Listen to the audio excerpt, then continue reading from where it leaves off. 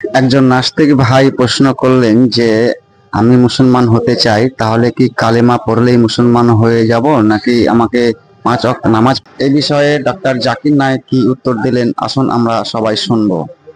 আমার নাম ইনশাল ইউসুফ। আমি স্কুল জীবন থেকেই একজন নাস্তিকের মতো জীবনযাপন করছি, কিন্তু আমি অনেকবার খুব চেষ্টা করেছি যেন আমি একজন মুসলমান হতে পারি। আর আমি অনেক চেষ্টা করেছি যে আমি একজন মুসলমানের জীবনযাপন করব, কারণ আমি আপনারও অনেক লেকচার শুনেছি এবং ইসলামের দ্বারা অনেক অনুপ্রাণিত হয়েছি। কিন্তু সমস্যা হলো, ইসলাম ধর্ম অনুসারে কুফর এবং ইসলামের মধ্যে যে পার্থক্য তা হলো নামাজ। কিন্তু আমি অনেক চেষ্টা করেছি যে আমি নামাজ পড়তে পারি কিনা, আর আমি আমার অনেক বন্ধুদের জিজ্ঞেস করেছি তোমরা কি নামাজ পড়ো? তো আমি এটাই জানতে পারলাম যে তারা কখনো পড়ে কখনো পড়ে না। তো একজন মুসলিম হিসেবে নামাজ না পড়ে কি নিজেকে মুসলিম বলা যেতে পারে কিনা? ধন্যবাদ। ভাইয়ের প্রশ্ন হলো, তিনি নিজেকে নাস্তিক বলছেন এবং বলছেন যে তিনি ইসলামের দিকে আসার চেষ্টা করছেন কিন্তু নামাজ পড়েন না, আর তিনি দেখেছেন তার বন্ধুরা কখনো নামাজ পড়ে কখনো পড়ে না। তো তার মূল প্রশ্ন হলো, যদি কোনো ব্যক্তি নামাজ না পড়ে, সে মুসলিম কিন্তু কখনো নামাজ পড়ে কখনো পড়ে না, সে কি নিজেকে মুসলমান বলতে পারে কিনা? নাম্বার 1, মুসলিম বলার জন্য 2টি শর্ত আছে। নাম্বার 1, সে মানবে যে আল্লাহ সুবহানাহু ওয়া তাআলা এক এবং তার ছাড়া আর কোনো উপাস্য নেই। নাম্বার 2, সেটা মানবে যে মুহাম্মদ সাল্লাল্লাহু আলাইহি সাল্লাম আল্লাহর সর্বশেষ রাসূল।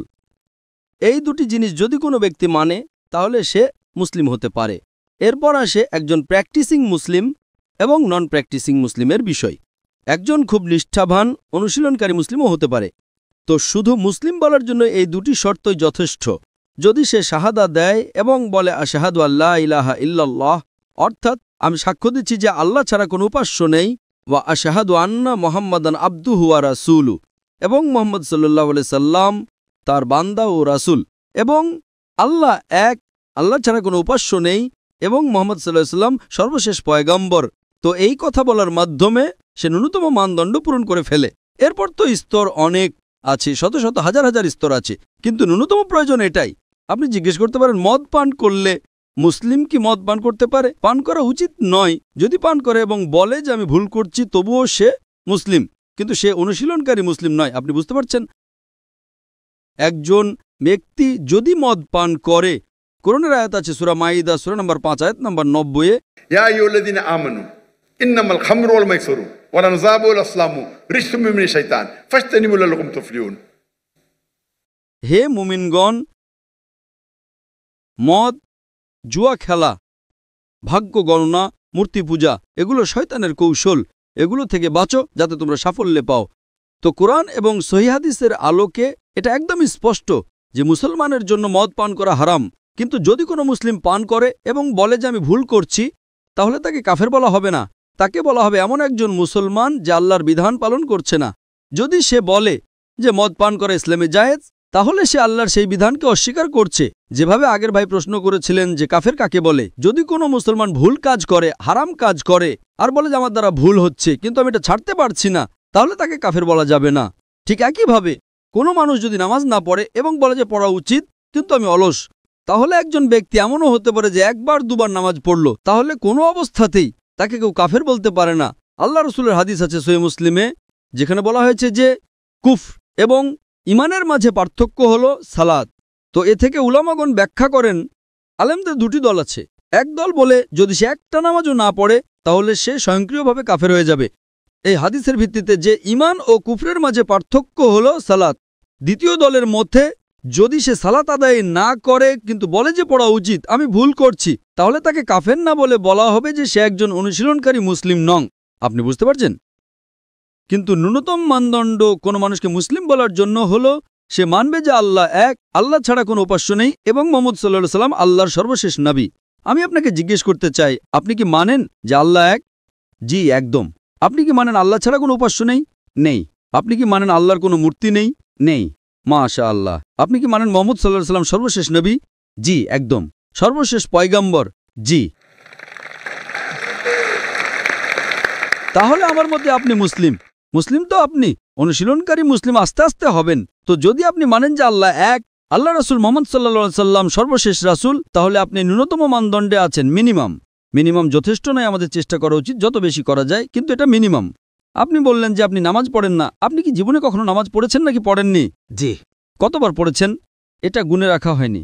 মাশা আল্লাহ, এতবার পড়েছেন যে মনেই নেই। তার মানে শত শতবার পড়েছেন, তাই না? গুণে রাখেননি, ঠিক কিনা? আলহামদুলিল্লাহ। শেষবার কবে নামাজ পড়েছেন? আমার মনে হয় কয়েক মাস আগে। কয়েক মাস। মাশাআল্লাহ, খারাপ না। তাহলে আপনি নিজেকে নাস্তিক কেন বলেন? কারণ হলো যে আমি আপনার সামনে যে প্রশ্নটা রেখেছিলাম যে কিছু মুসলিম আছে যারা মাঝে মধ্যে নামাজ পড়ে, মাঝে মধ্যে পড়ে না। আর আমার প্রশ্নটাই ছিল যে কুফর এবং ইসলামের মাঝে পার্থক্য হলো নামাজ, যেটা এখন আমার কাছে পরিষ্কার হয়ে গেছে। তো এই কারণেই কোনো আলেমই এটা বলবেন না যে আপনি 2 মাস আগে নামাজ পড়েছেন, কখনো পড়েন। পৃথিবীর কোনো আলেমই আপনাকে বলবেন না যে আপনি কাফের। যদি একেবারে না পড়েন এবং বলেন যে পড়া জরুরি নয়, তাহলে বলা হবে। আপনি বুঝতে পারছেন তো? আর আপনি পড়ছেন না, বছরের পর বছর পড়ছেন না, তাহলে কিছু আলেম বলবেন কিন্তু আপনি তো মাশাআল্লাহ পড়েন, এতবার পড়েছেন যে আপনার মনেও নেই। তো প্রথমে আপনি আপনার মন থেকে এই ভুল ধারণাটা দূর করুন, ঠিক আছে? তো আমার মতো আপনি মুসলিম। হতে পারে যে আপনি একজন ভালো অনুশীলনকারী মুসলিম নন, হতে পারে আপনি ভালো, তা তো আপনিই জানেন। আমার মতে, আমি তো আপনাকে চিনি না। হতে পারে আপনি একজন ভালো মুসলমান, কারণ মানুষ কেমন তা শুধু আল্লাহ তাআলাই জানেন, ঠিক কিনা?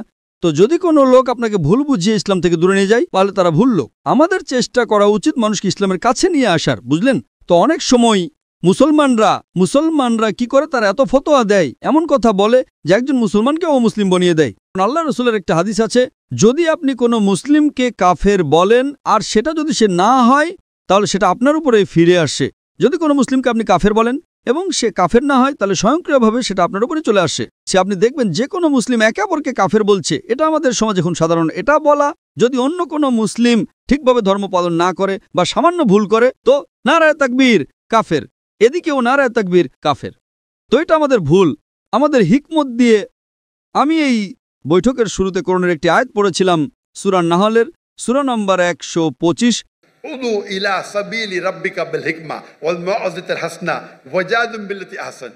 আপনি আপনার রবের পথে হিকমত এবং উত্তম উপদেশের মাধ্যমে আহ্বান করেন এবং তাদের সাথে সর্বোত্তম পন্থায় বিতর্ক করুন।